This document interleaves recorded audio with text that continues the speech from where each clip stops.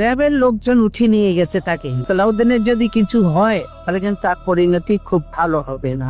মার্চের 10 তারিখ বিভিন্ন আইন শৃঙ্খলা বাহিনীর পরিচয় দিয়ে অনেক লোক সশস্ত্র অবস্থায় দরজা ভেঙে প্রবেশ করে আমাকে কিছু বলার সুযোগ না দিয়েই আমার চোখ হাত বেঁধে আমাকে নিয়ে যায় শিলং জেনারেল হাসপাতালে। আমাকে যখন ট্রান্সফার করা হলো মানসিক হাসপাতাল থেকে, সেখানে আমাকে প্রিজন সেলে রাখা হলো। নাস্তা দিলে মনে করতাম আর একটা সকাল হয়েছে, আর একটা ভোর হয়েছে, আমি আরো হয়তো নতুন একটা দিন পেলাম। কিন্তু প্রত্যেকটা দিন আমার কাছে মনে হতো আজকেই বোধহয় আমার জীবনের শেষ দিন। দেশ ফ্যাসিস্ট মুক্ত হলো। 2024-এর 11ই আগস্ট বাংলাদেশে ঢাকা ইন্টারন্যাশনাল এয়ারপোর্টে নামতে সক্ষম হলাম।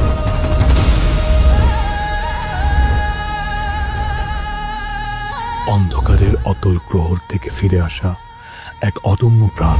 আমি বাংলাদেশের জন্য এসেছি। ছাত্রগণ অভ্যুত্থানে ফ্যাসিবাদ মুক্ত বাংলাদেশে শহীদের আকাঙ্ক্ষা অনুযায়ী, প্রত্যাশা অনুযায়ী বাংলাদেশ বিনির্মাণের জন্য এসেছি।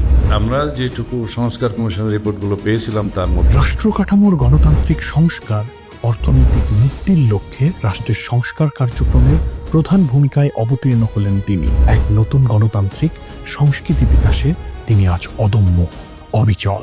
আমরা সবাই নিজেদের মধ্যে দ্বিমত হব, বহুমত হব, কিন্তু রাস্তা একটাতে এগিয়ে যাব। বাংলাদেশের গণতান্ত্রিক সংগ্রামের এক আপোষহীন অগ্নিপুরুষ। তিনি আমাদের দ্য ফিনিক্স সালাউদ্দিন আহমদ, এক জীবন্ত রাজনৈতিক কিংবদন্তি।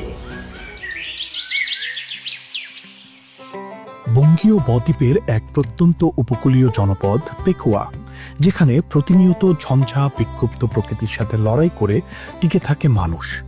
সেই কাদামাখা মেঠো পথ আর মুয়াজ্জিনের সুমধুর আজানে শোনা শান্ত নিবিড় লোকালয়ে ধূলিকণা মেখেই বেড়ে উঠেছিলেন এক দুরন্ত কিশোর। অনেকদিন এই বাড়ির স্পর্শ থেকে আমি দূরে থাকতে বাধ্য হয়েছি, নির্বাসিত থেকেছি, কারাগারে থেকেছি, কিন্তু আমার হৃদয়ে সবসময় স্বদেশ ভাবনা সবসময় বিরাজ করত।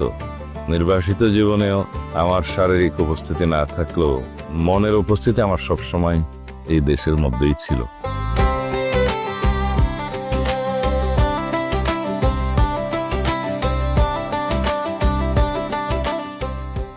আগে আল্লাহ মার দোয়া আছে, সালাউদ্দিন সাহেবের বাপর দোয়া আছে, 12 লীগের দোয়া আছে, জনগণেরও দোয়া আছে। তাহলে সালাউদ্দিন সাহেব জনগণের যদি দোয়া না থাকতো, মরার তো ফিরে গিয়ে উড়িন আসতো।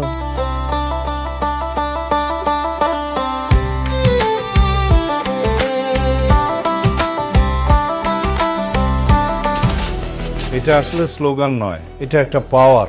পুরো জাতিকে ঐক্যবদ্ধ করার একটা নীতি। বাংলাদেশ ফার্স্ট, এটা আমাদের নেতা জনাব তারেক রহমান সর্বাগ্রে উচ্চারণ করেছেন, অনুধাবন করেছেন। যদি আন্তর্জাতিক ট্রিটি হয়, চুক্তি হয়, মেমো অফ আন্ডারস্ট্যান্ডিং হয়, সব জায়গায় বাংলাদেশের স্বার্থটাই থাকবে আগে। বাংলাদেশি জাতীয়তাবাদ আর সবার আগে বাংলাদেশ, এই দর্শনে নিহিত তার গভীর রাষ্ট্রচিন্তা, যা তাকে উন্নত করেছে এক প্রজ্ঞাবান রাজনৈতিক দার্শনিকের আসনে।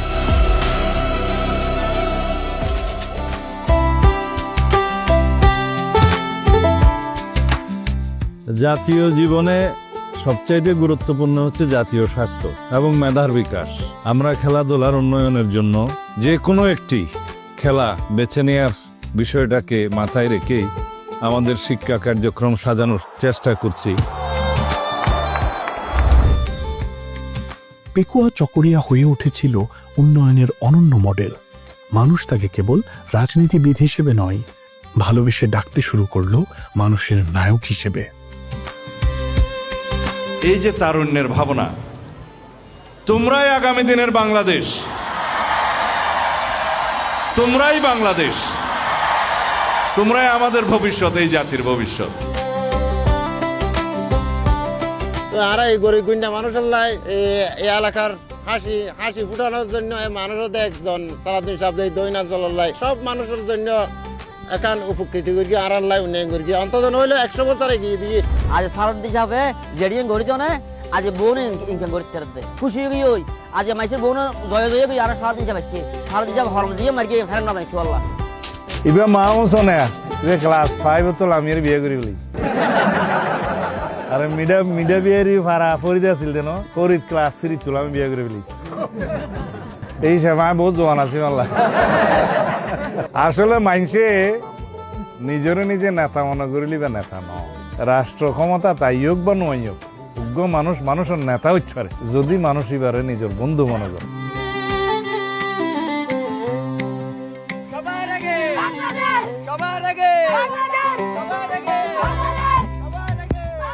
তিনি এই কাদামেঘ ভূভাগের বিরল উত্তরাধিকার।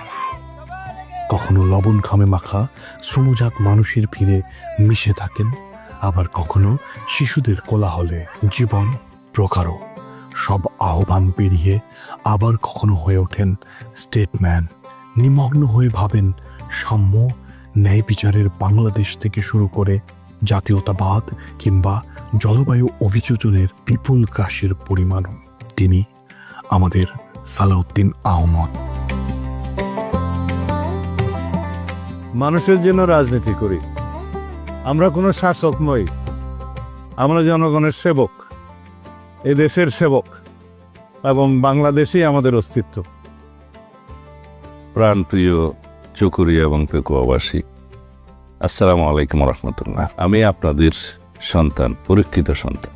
আমি ধানের শীষের প্রতীকে আগামী জাতীয় সংসদ নির্বাচনে একজন প্রার্থী হয়েছি। এদেশের উন্নয়নের স্বার্থে, অগ্রগতির স্বার্থে, সমৃদ্ধি এবং সুশাসনের স্বার্থে আমাকে আপনারা দয়া করে আপনাদের মূল্যবান ভোটটি ধানের শীষে দিয়ে জয়যুক্ত করুন।